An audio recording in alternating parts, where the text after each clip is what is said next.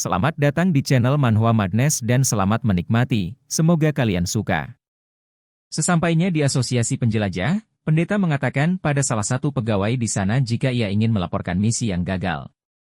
Pegawai wanita itu kembali mengulang ucapan pendeta karena tidak percaya dengan apa yang didengarnya. "Iya, saya gagal," ucap pendeta dengan tubuh gemetar menahan malu.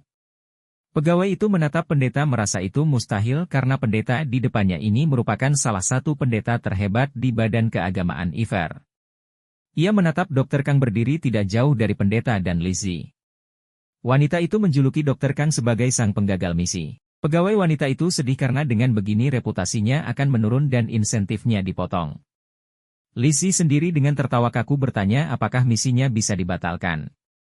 Pegawai itu mengatakan jika misi dapat dibatalkan. Lizzie pun senang tanpa menyadari kedua orang di dekatnya yang lesu. Pegawai itu menjelaskan jika ia akan mengembalikan setengah komisi yang sudah diberikan berdasarkan kebijakan Asosiasi Penjelajah dan misi ini akan masuk proses pembatalan.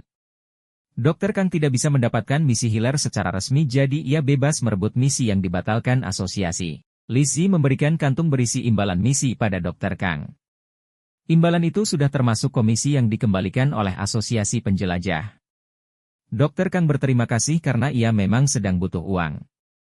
Dokter mengembalikan pisau milik Lizzie tapi wanita itu menolak dan memberikan pisau itu pada Dr. Kang. Wanita itu menjelaskan jika belati perak biru itu terbuat dari batu perak biru yang dibuatkan orang desa untuknya secara khusus karena ia ingin menjadi seorang penjelajah. Dokter merasa tidak enak menerima benda sepenting itu, tapi Lizzie mengatakan jika ini sebagai permintaan maaf karena sebelumnya sudah mengusir dokter keluar dan belati itu tidak lebih penting dari nyawa rekannya. Mendengar itu Dr. Kang pun menerima dan berterima kasih pada Lizzie. Ia pun dengan nada bercanda mengatakan akan memberikan diskon 10% untuk kedatangan Lizzie berikutnya. Tapi, jangan luka terlalu parah. Lizzie hanya tertawa mendengar itu, lalu keduanya pun berpisah. Dr. Kang membuka kantung dan menghitung jika totalnya 700.000 emas. Dokter menghitung juga dari dana darurat miliknya tapi ia masih membutuhkan sekitar 2 juta emas lagi untuk membeli busur panah itu. Tak lama ia melihat jendela status dan berpikir untuk memakai poinnya untuk rolet sebanyak 5 kali. Dr. Kang sampai mengumpat karena hasilnya hanya satu yang bagus. Ia mendapatkan skill baru, yaitu skill udara yang dapat memproduksi ramuan dari atribut yang bersangkutan. Setelah dipikir-pikir dokter merasa jika skill yang ia dapat lumayan juga. Malam itu juga Dr. Kang mendatangi sebuah tenda yang cukup besar. Ia langsung masuk dan disambut oleh seorang apoteker bernama Lafai yang baru saja keluar dari sebuah ruangan sambil membawa monster di tangannya. "Ambillah yang kau perlukan," ucap Lafai tanpa menatap Dr. Kang. Lafai menghentikan kegiatannya saat mendengar Dr. Kang ingin menjual sesuatu, bukan membeli. Dengan cepat Lafai melempar monster dari meja dan meminta pria di depannya untuk cepat membawa barangnya. Dr. Kang menatap Lafai tidak percaya karena wanita di depannya lebih suka pelanggan yang menjual barang dibandingkan membeli. Ia mengeluarkan potongan monster yang baru saja ia dapatkan ke atas meja. Lafai langsung tahu kalau itu lintah rawa hitam dari rawa mica. Ia memakai sarung tangannya dan memeriksa monster itu dengan hati-hati. Karena monsternya terbelah dua dan banyak bekas goresan dan sayatan, jadi menurut Lafai harganya tidak akan tinggi. Lafai terhenti saat melihat sesuatu di dalam monster itu. Dr. Kang bertanya monster itu laku berapa, ia bahkan menebak hanya 30.000 emas sambil bermain-main dengan monster tanaman. Dokter terdiam saat mendengar Lafai mengatakan 3 juta. Ia menatap wanita itu heran karena sebelumnya dikatakan jika harganya tidak tinggi. Lafai sendiri mengelak kalau sudah mengatakan hal itu sebelumnya. Lafai meminta Dr. Kang melihat baik-baik warna giginya yang berbeda dari lintah biasa yang berwarna hitam. Ia pun menjelaskan jika itu adalah varian lintah rawa hitam. Varian ini adalah monster mutan suatu makhluk. Dia lebih kuat dari jenis biasa dan punya kekuatan spesial. Dr. Kang bertanya apakah mirip dengan monster rare. Lafai kembali menjelaskan jika ada perbedaan penentunya. Potongan tubuh monster rare yang kehilangan reliknya tidak punya nilai sebagai bahan baku. Sebaliknya, bangkai varian bisa memproduksi item setara relik. Harganya pun mahal karena stoknya sedikit dan penelitinya jarang. Incaran para apoteker ya? Tebak Dr. Kang. Jadi bagaimana? Tanya Lafai yang tentunya langsung disetujui oleh sang dokter. Akhirnya mereka berdua dengan harga yang sudah disepakati, yaitu 3 juta emas. Setelah itu Dr. Kang langsung pergi ke toko senjata. Ia membuka pintu dengan semangat lalu menghampiri pemilik toko. Sang dokter pun langsung memberikan kantung besar berisi 14 juta emas pada pria di depannya. Sang pemilik toko kaget dengan kedatangan yang tiba-tiba itu. "Sudah terkumpul?" tanya pemilik kaget karena sang dokter bisa mengumpulkannya secepat itu.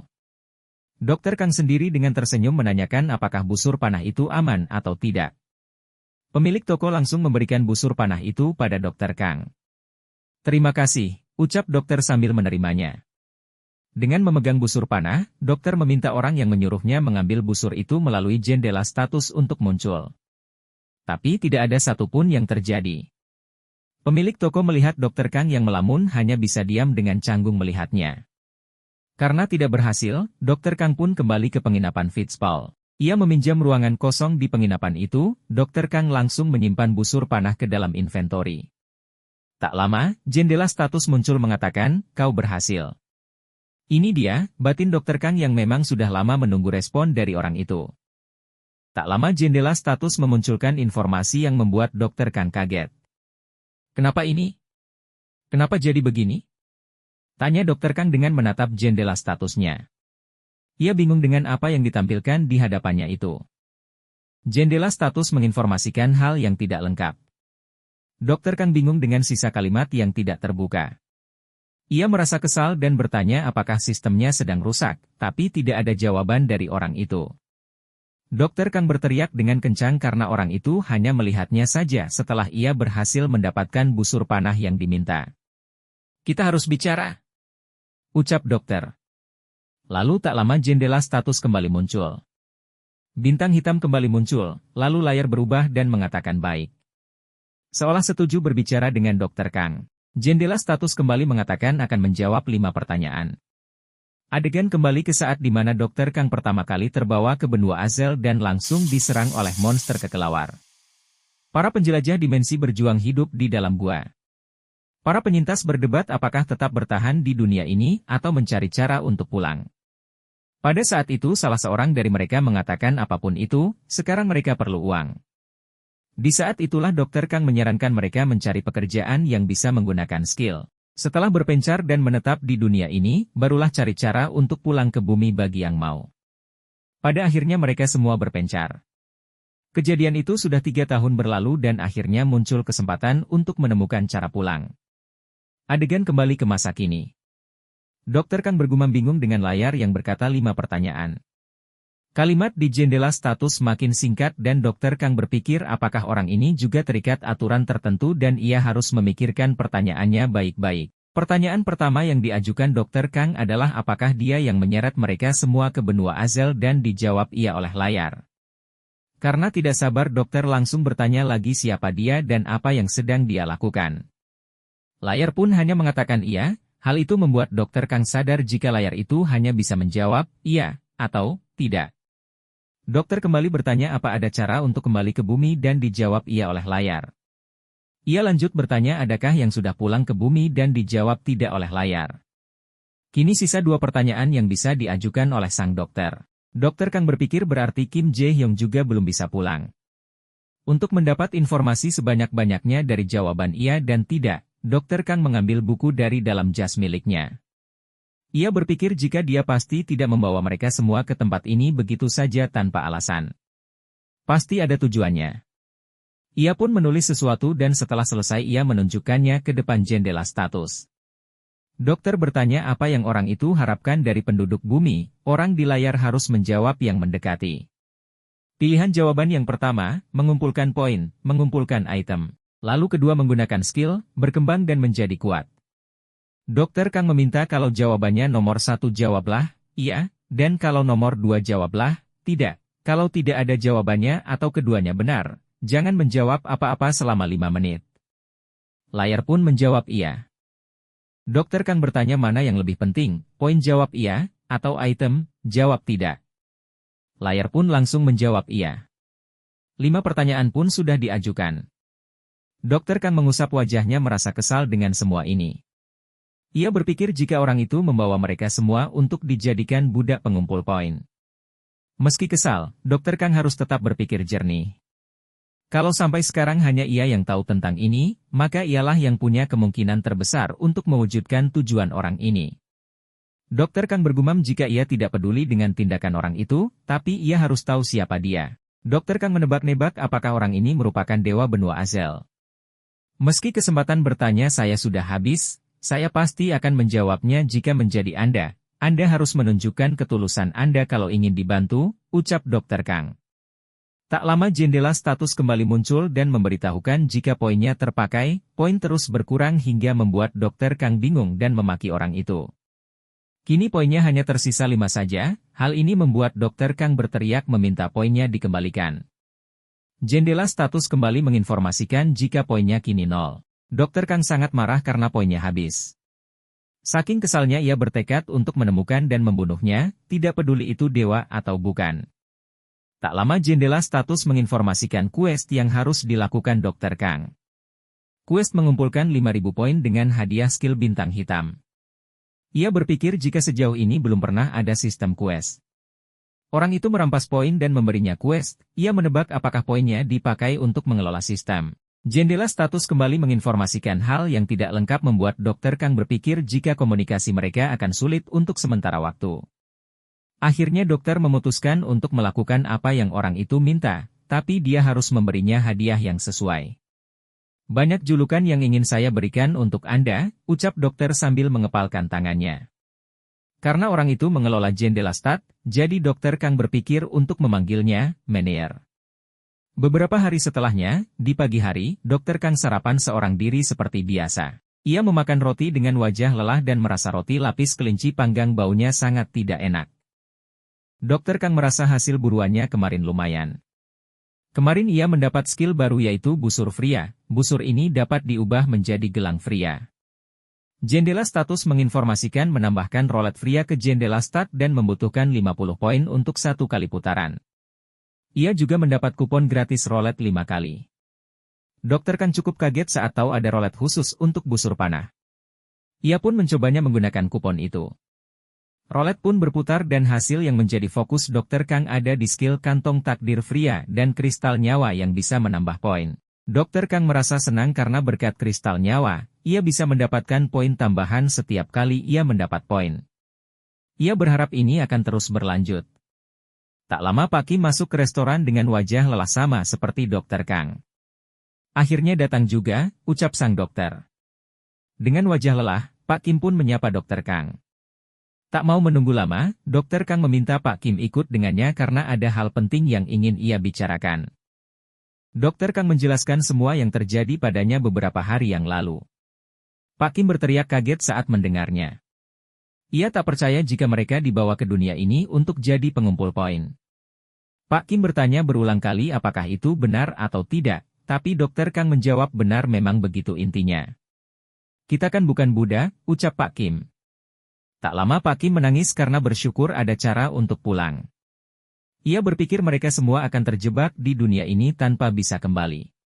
Dengan wajah datar, Dokter Kang meminta Pak Kim berhenti menangis dan mendengarkannya. Ia mendorong pria itu agar berhenti memeluknya. Dokter Kang mengatakan jika ia harus giat mengumpulkan poin. Yang ia perlu hanya mengobati luka, tapi, luka yang diakibatkan oleh dirinya ataupun luka dirinya sendiri, tidak dihitung. Poin baru dihitung kalau ia mengobati luka teman atau orang lain. Poin juga akan terkumpul dengan cepat. Pak Kim bertanya, Dokter Kang butuh bantuan apa? Dokter pun meminta Pak Kim untuk jadi asistennya.